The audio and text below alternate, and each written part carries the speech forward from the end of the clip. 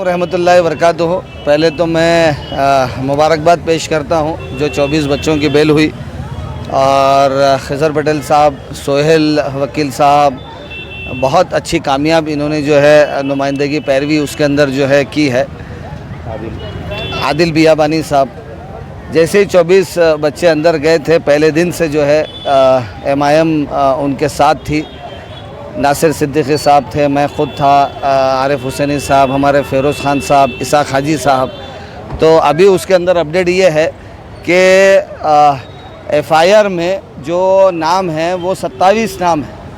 तो और कुछ लोगों ने जो है उसके अंदर अभी बेल दाखिल की है, और अल्लाह की ज़ात से उम्मीद है इंशाअल्लाह जल्द से जल्द जो है एंटीसिपेटरी वो लोगों की भी बेल हो जाए।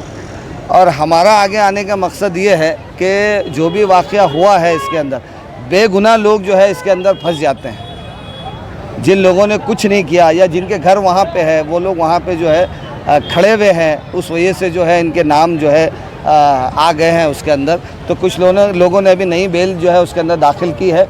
इंशाअल्लाह अल्लाह की ज़ात से उम्मीद है कि उनकी भी बेल हो जाएगी। और मैं शहरियान औरंगाबाद से ये अदबन गुजारिश करता हूँ कि ये 2009 में भी ये वाक़या हुआ, फिर उसके बाद भी हुआ, फिर 2022 में भी ये वाक़या हुआ। तो जो भी शहर के बड़े लोग हैं, दानिश्वर लोग हैं, उलमा इकराम हैं, वहाँ पे मिटमिटा पड़ेगांव में जो है एक मीटिंग लेकर जो है इस मामले को किस तरह से हल इस तरह से हो कि भाई अगर कोई ज़्यादती जुल्म कर रहा है तो ऐसा भी नहीं कि उसको छोड़ना है, हम कानूनी कार्रवाई उसके ऊपर कर सकते हैं। मगर ये जो इश्तियाल अंगेज़ी हो रही है बार बार उनकी तरफ से, तो इसमें जो है बैठ के कुछ जो है हल इसके अंदर जो है निकलना चाहिए।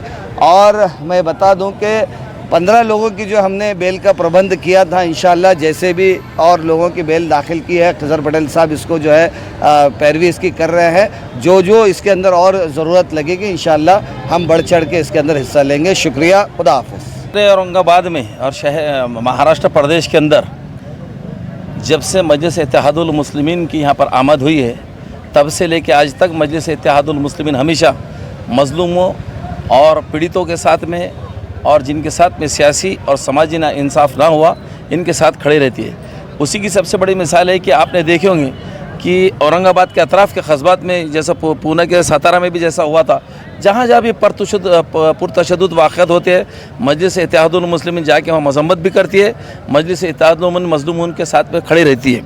उसी तरह औरंगाबाद के अंदर भी जितने हादसा 2014 के बाद से आज तक रोनुमा हुए, इन तमाम हादसा के अंदर मजलिस इत्तेहादुल मुस्लिमीन का बेहतरीन काम रहा। जैसे हमारे रुकन पार्लियामेंट इम्तियाज़ जलील साहब और हमारे सदर मोहतरम आली जनाब असद अवैसी साहब की ख़ास तौर से ये बात रही है, और ये बात की उन्होंने बेदारी भी हमेशा याद दिलाते हैं कि हमेशा मज़लूमों के साथ में रहो, महरूसिन के साथ में रहो, जालिम कितना ही बड़ा ताकतवर रहो, लेकिन हमको मज़लूमीन के साथ रहना। आज के वर्तमान पत्रों के अंदर भी ऐसी बात हमारे सामने आई है कि एक कोई डॉक्टर साहब, वो शायद किसी शिवसेना पार्टी में, कौन सी पार्टी में प्रवेश किए, उन्होंने दाखिला लिया है, और उसकी बात ऐसी सामने प्रिंट मीडिया के ज़रिए और कुछ लोगों से मालूम पड़ रहा है कि MIM को बहुत बड़ा झटका लगा, MIM छोड़ के गए। अरे भाई, कोई तो ये बताए कि वो जनाब MIM में आए थे कब? तो ये ऐसी बातें जो प्रोपगंडा की जाती है, देखिए लोग बदनाम करने की, लोग दागदार करने की, उसी शख्सियत को, उसी पार्टी को, उसी तंजीम को दागदार करने की कोशिश करते हैं जो वाकई में अमली मैदान में उतर के काम करती है। तो तमाम शहरियान के लोगों से हमारी ये गुजारिश है कि आप किसी भी बहरान में ना जाओ, सब्र और तहम्मुल का मुज़ाहरा। नौजवानों से मैं कहूँगा, ख़ास तौर से शहर के नौजवानों से मैं ख़ास तौर से कहूँगा कि जो मंशियात के एक मेडिसिन की मंशियात ने बहुत जम के शहर की वबा को घेर रखा है, उसके लिए हमको अमली मैदान में आना है। और जितने भी लोग हैं इस वबा से हमारे नौजवानों को बचाने की कोशिश करो। और नौजवानों से मेरी गुजारिश है कि हद्दुल इम्कान हालत कैसे ही आ जाए, आपने किसी भी कीमत पे क़ानून को हाथ में नहीं लेना चाहिए। आपने किसी भी कीमत पे क़ानून को हाथ में नहीं लेना चाहिए।